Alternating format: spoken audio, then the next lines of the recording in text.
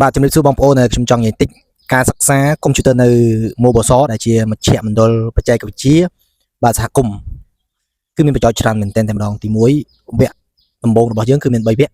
គឺវគ្គ Microsoft Word Microsoft Excel និង Microsoft PowerPoint ក្នុងវគ្គមានត្រឹមតែតម្លៃគឺ$15បង3វគ្គដំបូងគឺ$45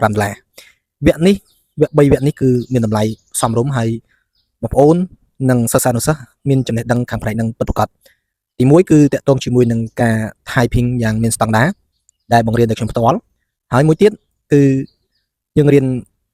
វគ្គដំបូងនៃកុំព្យូទ័រមានថាយល់ដឹងអំពីការប្រើប្រាស់ Windows យល់ដឹងអំពីការប្រើប្រាស់អ៊ីនធឺណិតហើយខ្ញុំបន្ថែមទៅលើ AI ម្ដងតិចសម្រាប់បងប្អូននិងសិស្សានុសិស្សមិនស្គាល់អ្វីដែលជា AI សម័យឥឡូវគឺ AI មានសារៈសំខាន់មែនទែនអញ្ចឹងសូមប្រញាប់ក្នុងការចុះឈ្មោះចូលរៀននៅមូបសនៃវិទ្យាល័យហេងសំរិនព្រះវិហាររាល់ថ្ងៃឥឡូវថ្ងៃនេះគឺជាថ្ងៃទី2ខែ6ឆ្នាំ2025ខ្ញុំបានចូលមួយវគ្គហើយបានមួយវគ្គហើយអញ្ចឹងបងប្អូនអាចបន្តក្នុងការចុះឈ្មោះរៀននៅទីនេះបន្តទៀតសូមអរគុណ